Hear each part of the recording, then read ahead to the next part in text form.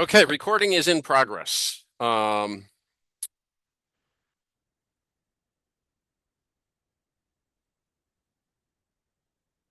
you hear me through the Zoom? Hello, testing. All right, mute it. Okay. All right, so let's take a look at so I have Moodle set up for you, but the only thing that's really in there, right, is a reference to the course website, which is the CSC4585. And you should all become familiar with everything that's on here, right? I'm going to possibly add stuff as the semester goes on. That's got references for everything you need. So this is how I do my grading. I give you a participation grade, okay? 10% of your grade. And all you have to do to ace this is every week you have to ask a question. It doesn't have to be a smart question. It doesn't even have to be verbal. You can email it to me if you're too shy to actually open your mouth. Yes.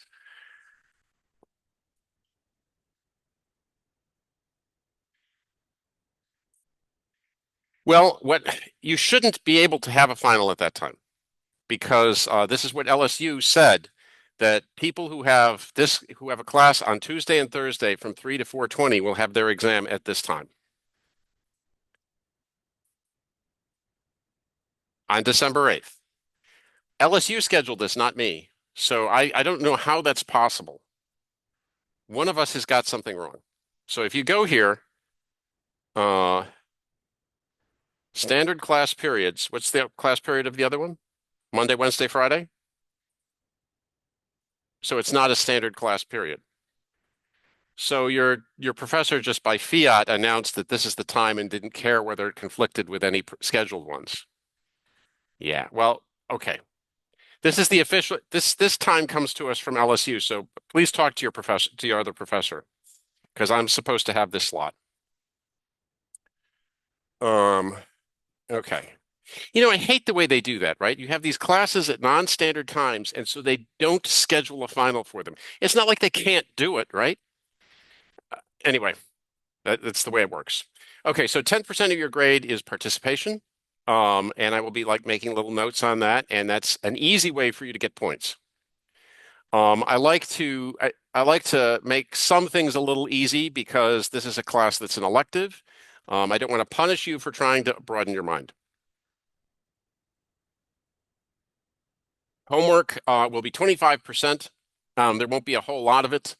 Um, I am expecting that there's no group projects, right? You're not supposed to turn in a group project for homework. Everybody does their homework individually. Now, having said that, I realize you're going to maybe have to consult other resources online or talk to people to try and figure stuff out.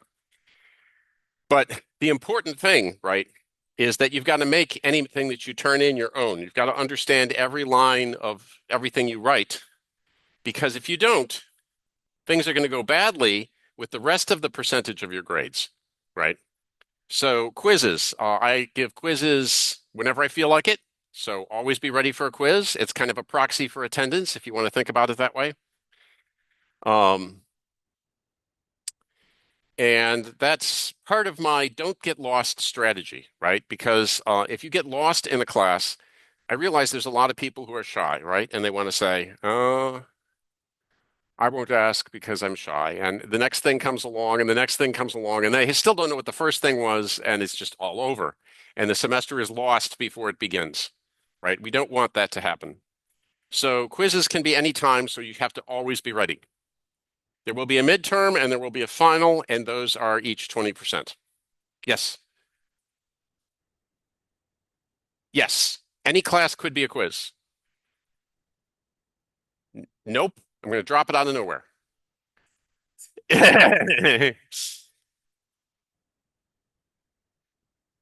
Also, when we speak, I want to get in the habit of you telling me your name first. So, what was your name? Rakin? And your name? Rakin and Ryan. Okay. This feels like almost like a name of a restaurant or something. Rakin and Ryan. Okay. Well, anyway. Um, okay, so academic integrity, you're not allowed to cheat. Who knew? Um, LSU governs all work in this course. And when we have exams, there will be, open anything, exams and quizzes. You're going to have a piece of paper and your brain and nothing else, right? If you need to go to the bathroom, you can leave your phone up here while you go. Um, and uh, let's see. I have some thoughts on AI. Yes, it will rot your brain. Yes, you probably need it. Um, but um, you have to make sure that you understand things. So in parallel programming, more than any other aspect of programming, vibe coding is going to get you into trouble. We'll talk about that more in a bit. I haven't decided what my office hours are yet. I thought I'd send maybe a poll around and try to get a time that hits most of you. There's never going to be a time that works for everybody. Um, okay. I have a Discord server. I invite you to go there. I also have this syllabus which I made. I may revise this as the semester goes on, depending on, if things come up. But this is a plan for the entire semester and what we're doing in every day. You can just click on these things and it'll tell you what the lesson is. If it's a, if it's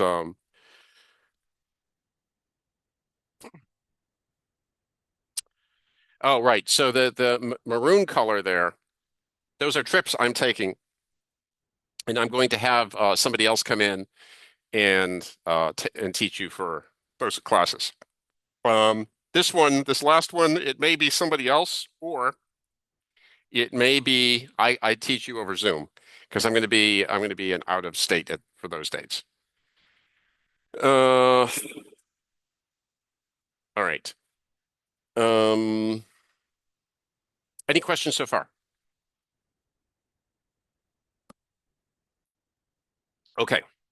Um,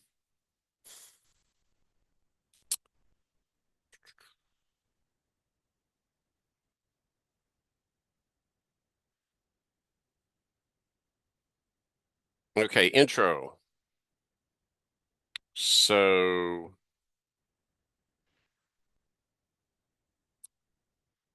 uh, we're going to talk about theory of things, but if you are not a programmer, if you are not a person who understands how to write code, things are probably not going to go well for you in this course. Um, it's necessary that you understand how to code. Um, People who aren't afraid to learn is also who this course is for. So homework is only 25% of your grade, and that means that you get 10% for, as I said, for participation. But beyond that, your grade is dependent on what's in your brain and what your brain can do. There's a lot of courses, right, where if you turn in the homework and you do the labs, you'll pass. This is not one of those. All right. I do need more than that from you. People who like examples. Okay, so programmers in general should be very detail-oriented thinkers. And for my part, I can't feel like I understand anything unless I've got a working example of code that does it, right? So I'm going to focus on giving you that, right? And I'm sort of more of a bottom up than a top down on this, although we try to come from both directions. Um, People who like to experiment. So this isn't true just for this class. This is for the entire discipline of computer science. If you are not a programmer, if you are not spending your time tinkering with code and trying things out and experimenting with things, you're not going to get very far. I have interviewed a lot of students for positions over my time as professor in an outside world. And I find that there's a number of people who manage to get through computer science degrees without learning anything that I can detect. And it's very scary to me, but I don't want any of you to fall into that category. Um, okay, so why is this course great? Because this is going to be a great course, right? So why is it great? So the grades are always up to date. You know how in some of your courses you're coming up to the final and you're thinking, Nothing's in Moodle. I don't know what my grade is, right? I know this happens. This will not happen here. You will always see where you are, and when it comes time for you to make that decision, do I have to drop this course? You're going to know exactly where you stand. YouTube lectures. I'm going to try to keep everything on YouTube. I have a channel that you can get to from the web page. I have the lecture notes are going to be online also. I'm going to be posting them as I go. We've got a detailed syllabus. You know what I'm going to be talking about every single class from now until the end of the semester. I like to be question oriented. I like to have lots of questions from you. And by the way, say that again, repeat that explanation is a perfectly valid question. The important thing is that you do not sit there without knowing what's going on. You have to know what's going on at all times. You can't ever allow yourself to become lost, right? As soon as you become lost, you can never recover, right? Because you just get further and further behind. So don't ever let that happen. Don't let, and here's the other thing that will happen, right? I'm up here lecturing. If nobody asks me a question, then I just keep going and giving you more and more material, right? This is something that you should put a stop to if you don't understand the current material. All right. There's another link to the website. How to succeed in this course. Read the book. There's a free online PDF. The cool thing about this book is that almost every single coding example in it has some kind of fatal bug. I mean, seriously, some of them are very obvious things. Some of the codes don't compile. Some of them just do things that don't do anything. Some of them have serious logic flaws. And I saw a study that was done where they had a course was taught two times. One where the professor had very accurate, meticulous notes, and one where his slides were filled with errors. And the ones where the slides were filled with errors was the ones where the students learned more, because the whole time they were engaging their minds trying to say, what's wrong with this one, right? And so in a way, having the book have errors all over the place might help. But for me, every time I take a coding example out of that book and I put it into my IDE and I try to run it, I find problems. So I encourage you to do that and to experiment. And if you can't figure it out, to come to me, whatever. But the book is good in terms of what it's presenting. But all the coding examples are almost all. I can't promise you that there's none of them that are right. But I can't remember one that I checked that was right.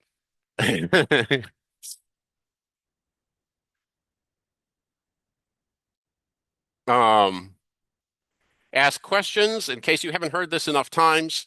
Silently failing to understand is bad. You must not do that ever in any class, but especially not mine. Write programs every day.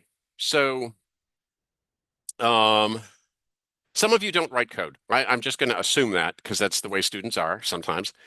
Some of you don't write code, but you can't be that way if you want to be successful, right? You need to get your computer set up to compile Java and run Java.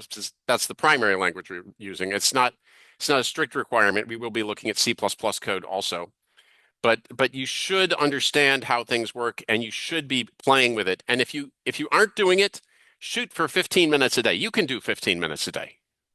You can find something to code for 15 minutes a day. And if that's the best you can do, that's still better than nothing. Um,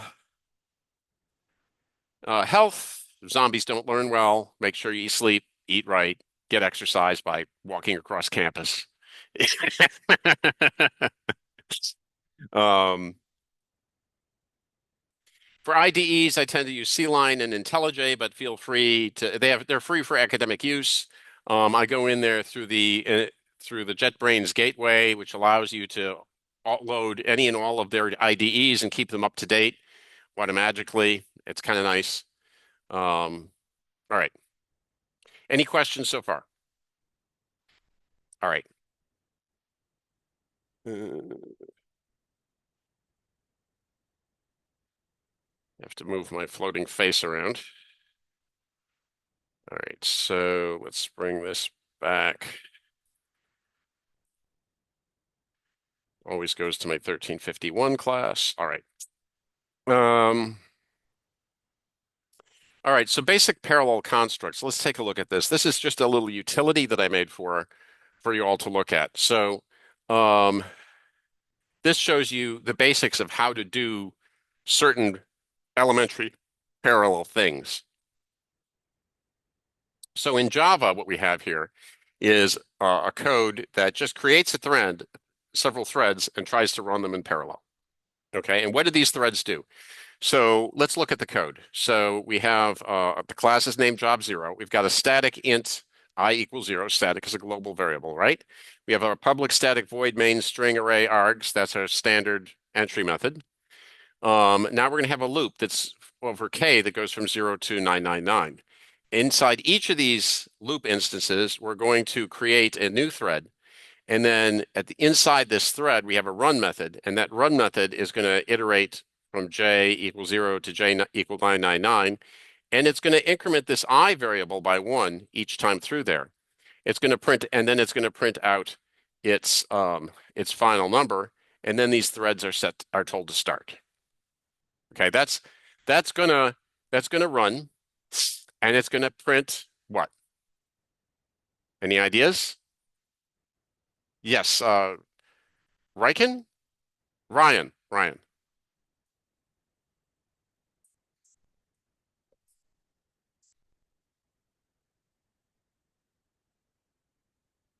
Well, it's gonna give you. Oh, yes. What's your name? Tristan. Okay,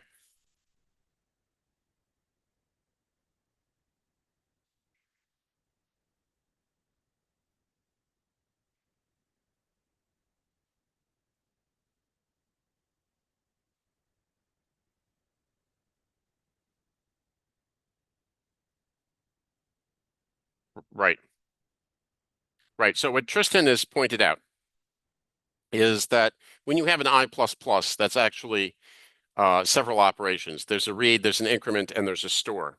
And if two threads read at the same time, and they both increment at the same time, and they both store, that means even though they both tried to increment by one, only one of those increments happens. Okay. So this is one of the basic problems with parallel programming. This is called a race condition, and this is a fairly simple one to see, right? Because it's, an intro obvious example. But the problem with race conditions is that they are non-deterministic, and some of them can occur 1% of the time or 1,000th of the time. And you can see your code misbehave, and you can run it again and again and not be able to repeat the error. And if you can't repeat the error, you probably can't fix it. And parallel programming is fraught with problems of race conditions, and nobody knows how to solve them.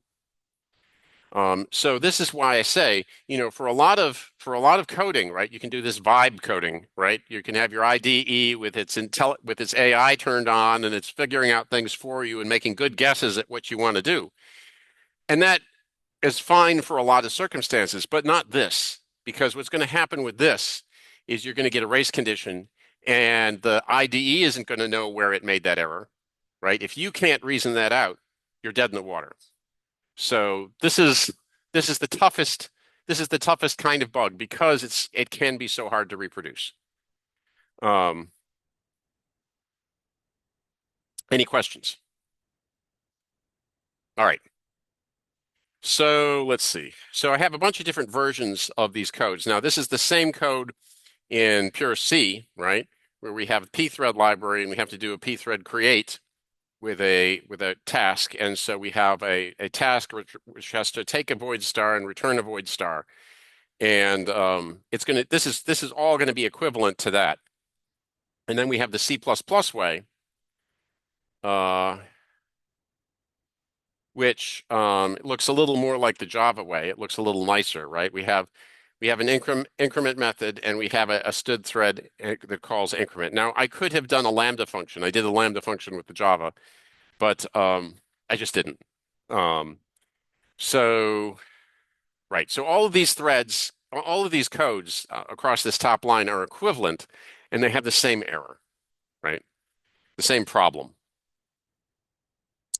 Now, one of the things that you can do with threads is you can start them and you can join them, right? So join them is when you join a thread, you wait for it to happen. And this is how you join in Java and how you join with a P thread and how you join with a stood thread. Um, these are all equivalent. And what do people think about the codes I've written here? What do you think they're going to print out?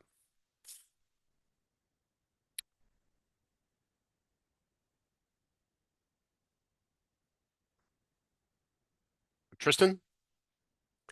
It will not. It's going to behave differently. Anybody have an idea why?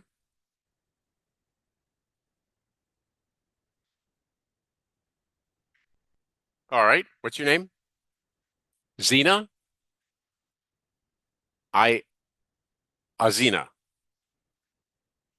Athena. Az Dina. Okay. Dina. All right. Dina, which is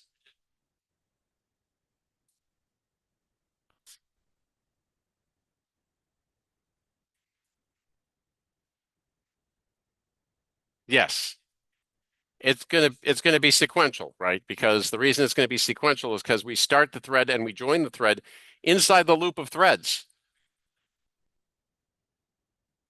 Yeah, you'll be punished in terms of efficiency. This is a stupid program to write, right?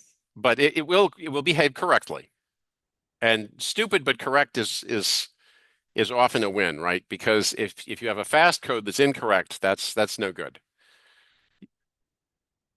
The join waits for the thread to finish. So what's going to happen with this one is each thread, it's going to start it up, it's going to wait for it to finish its complete increment of 1,000 times, and then only after it's finished will it start the next thread. All right, and all three of these examples do that same thing. Um, so that's kind of silly. Um, yeah, yeah. And what's your name? Makai? Okay.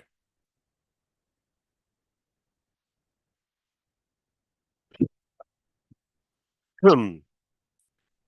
I don't know. I mean, the Java API thinks that the most important thing that you do whenever you're handling anything concurrent is that you watch for interrupted exception, where if somebody hits a control C or something like that. It's basically just an annoyance. You just always have to account for it, and you almost never want to do anything with it. At least that's my take on it. Where is? Oh yeah, try catch. You're right, because when you do a join, join throws interrupted exception, right? And it's a checked exception, which in Java means you must handle it. So I have to put a catch. It just the compiler forces me to do it. It would have been a great choice for an unchecked exception, but that's not how it is.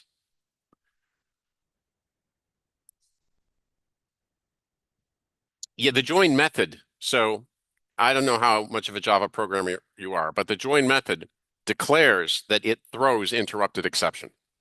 All right. Right. And because it declares that it throws it, anything that calls it must handle it, even if it never happens. Right. Which is the way this is going to be. Um, all right.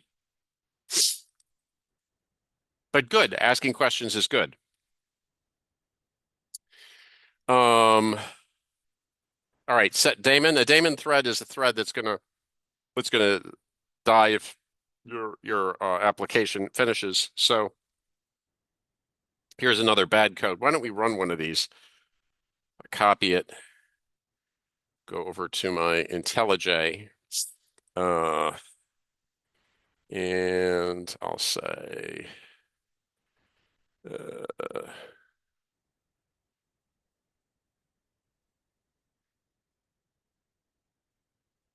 actually, let me just put, uh,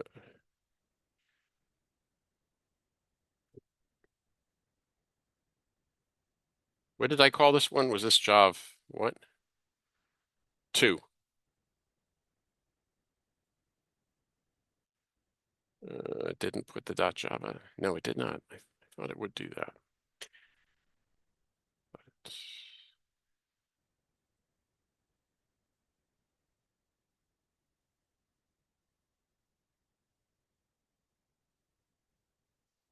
All right. And there's the code. Um, Normally I use the command line, so I'm trying to make myself use IDEs. You ever heard of Vim? Okay, one person. That's the editor I normally use. NeoVim. All right. And run job2.main.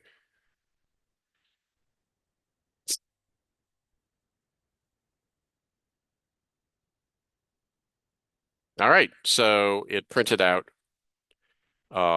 this out, right? So that was with set daemon true, and here is set daemon false.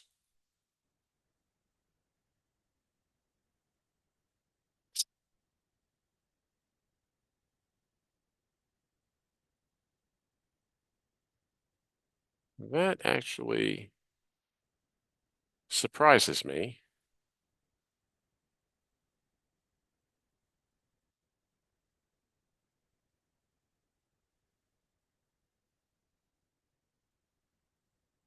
It says that thread doesn't keep the program alive. So if the program gets down to the end, right, then it's allowed to exit and kill all the threads that are currently running. I just thought I'd get a little less output with set daemon than I got. I was expecting to see almost nothing, but it depends on the everything is non-deterministic in parallel programming, right? Right. Anyway, this is how you do the daemon thread in pthreads. It's a little more work. Um,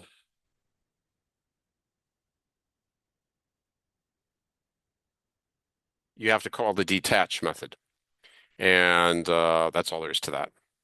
And with Java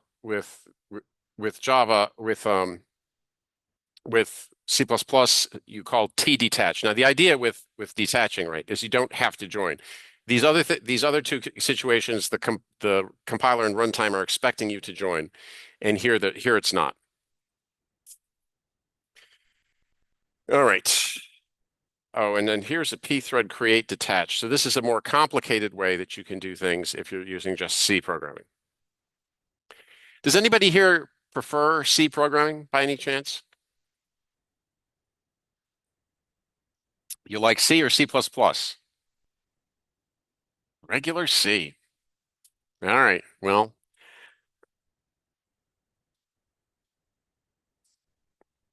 it does, but a lot of it's really useful stuff, right? I would hate to I mean, stood string. I mean, that's just nice to have, right? I think. And maps and vectors, right? I need these basic data structures, and they're hard to get in C. You can still do it. I mean, there's ways of making it work, but it's becomes very awkward. At least that's what I think. So of the three languages, though, Java is probably going to be the easiest to work with because Java protects you from memory errors, right? In C and C++, you can misplace a pointer, you can index outside of an array. And let me turn off notifications on my watch. Um, you can index outside of an array, and then your program just dumps core, and then you have to figure out where you made your mistake. And in a way, memory errors in C and C++ are kind of like race conditions because sometimes your program will run just fine with that error. And sometimes it won't. And sometimes when you run it on one machine, it'll work, and on another machine, it won't. Even though, and the reason is because you just have an error and it just doesn't happen to kill you on one machine. With Java, that kind of thing doesn't happen. Java enforces variable initialization, it enforces correct access of memory. So Java is nicer in that respect. How many of you are familiar with Java? Okay, so you had an intro course to CS that was Java based, just pointing that out. but you should try to become familiar with it if you're not. Try to learn something about it. It's very similar to C. It's designed to be a good learning curve, easy learning curve for people who already know C and C++. Are you more of a C, C++ guy? All right, what's your majors? Ah, okay. Okay, well that's why, because this is the silliest thing, I think. But we have for computer scientists, we have Java. And for everybody else, we have C++. And it would make far more sense to reverse that.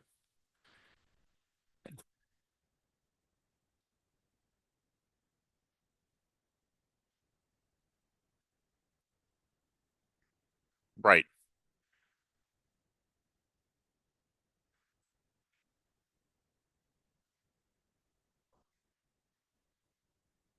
Hmm. Like this one.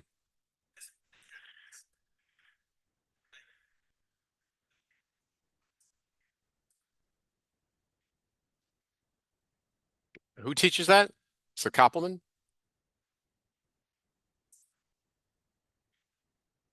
All right. Well, in any event, so one of the basic divides is Java is going to be slower of these options, right? It's the code is going to be slower. In many cases, it won't be by much, because they have to put a lot of work into optimizing it. But it's still it's got some additional overheads. C++ is probably going to be your best term in terms of speed.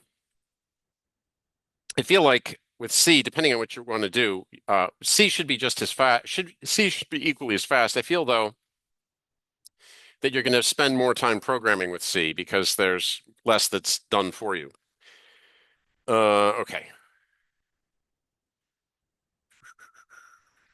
Okay, so here, what we're going to do is we're going to start actually synchronizing our code. So the idea is, and the way that people have thought of to deal with this problem of race conditions is we create these things called locks, right? And in Java, you have keyword synchronized, and you apply keyword synchronized, you can apply to any object. In this case, I'm applying it to the class definition of the Job 6 class itself. And that means, in C, I'm using a pthread mutex lock. And with the pthread mutex lock, I need to make sure I initialize it explicitly, and I need to call lock and unlock like this, right? And another thing that sometimes makes sense to do is to set the pthread stack size, because each thread gets its own stack. And if you can run out of stack space more easily that way, depending on how things go. Um, so there's a lot more boilerplate with the C code here than with either of the other two options. But this is how you do it. With C++, you have std mutex, which is going to initialize itself with the constructor. You don't have to call lock and unlock. We're going to talk about that in a minute, but here you're calling unlock and unlock. Also, in each of these examples, we're starting threads and joining them in parallel, right? So we get things should behave right. Now, these codes are probably should all work, right? These codes should all increment the threads. They should do it in parallel, supposedly. The threads are running in parallel. And they should give you the answers you would kind of expect from a sequential programming point of view. So that's part of the way we want to. One of the things we're going to come back to is how we analyze the sequential the behavior of a code. But if you can get a code that sort of behaves the same way, whether with your sequential thinking or your parallel thinking, that's kind of a win because you can reason about it more easily. Um, but what's going to happen is each thread, every time it wants to increment that I, it's going to make all the other ones stop working. And then it will increment I, and then it will let the other ones go again. So in reality, what I've done is I've made a very complex sequential program, which is probably not what we wanted to do. Oh, it's definitely slower. It's got all kinds of new overheads that aren't accomplishing anything. But that's not the point of this exercise. The point of this exercise is not that any of these programs are good, right? They're just trying to show you the basic tools. So this is like a reference for you when you want to write your own programs in parallel or you want to understand codes in the class. this is how you do a thing, right? All right. So let's take a look at the next one. All right, so let's follow this through. So what and the Java code. So I'm going to create an array of 100 Java threads. Then I'm going to go through each one and I'm going to instantiate a thread and store it in the array.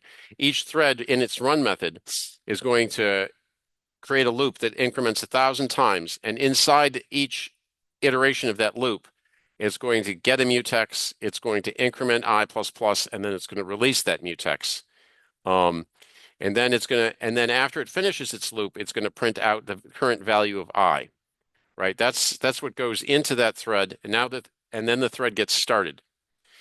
And then I'm going to do another loop over those same threads and I'm going to join them. And then I'm going to print out the value at finish. Now at finish, I should get what in this code? Well, there's 100 threads. They're each incrementing by 1,000. So 100,000, right? So that's what that should do. And let's just check it. I mean, why not? We've got our IDE handy, right? So we can copy that. I really wish I'd brought my mouse. And 7, right?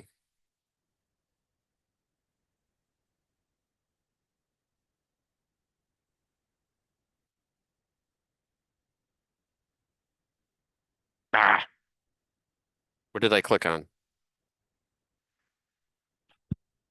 Let's try again. Yeah, I did not mean to do that. All right, at finish, I got 100,000. Yay! All the intermediate ones are kind of random, of course, because they're all taking turns incrementing things, and it all depends on how they happen to play out. Any questions so far? All right. Uh, these are all going to do the same things. Okay, but here's something new. On the C++ side, right, I have std lock guard, std mutex, LGM. So C++, as you may or may not know, has constructors and destructors which run automatically for you. So what's going to happen is when the constructor runs for the lock guard, it's going to lock the mutex that you pass to it. And when the destructor happens, when that variable goes out of scope, it's going to call the free. It's going to call the unlock method. So this is actually putting a lock before the I++ and an unlock after it. Using a destructor in this way is really convenient because, I mean, for this loop, it doesn't matter. But for a more complex logic, if you have like multiple return statements or something like that, it's easy to forget to unlock it in one place and then you break your whole code, right? But in this way, you get the compiler to remember where to unlock things for you. Um,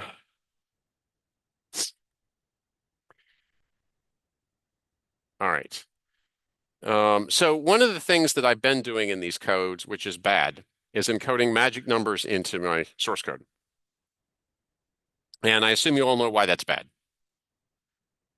Because I might encode the same number more than once in different places and not realize it, and then I want to change it, and then I have to remember all the places I put it, right?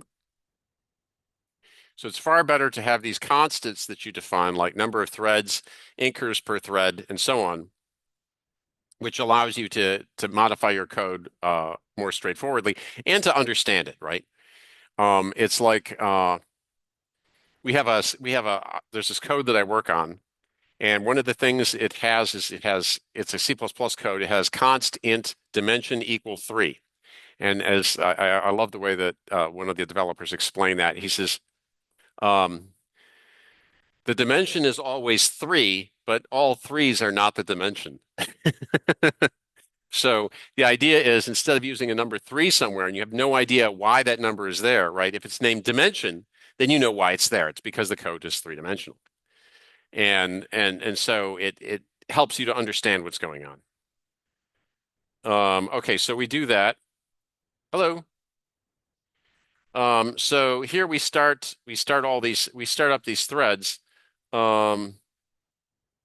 Okay, so here what we're doing is we're using something called a condition variable, We're going to learn more about those later. So a condition variable is a mechanism for you to coordinate between threads. So what's going to happen is I'm going to get the lock on the class object. And then and condition variables typically go with a while loop. Okay, so I'm going to say while I is less than thread anchors times thread. So this is the test for when we're done, right? Because we know that at the end of this, the value of I should be threads times thread anchors per thread. And so while that isn't true, I'm going to call wait. And when I call wait, the thread kind of goes to sleep, right? And it's going to stay asleep until it gets signaled with a notify method.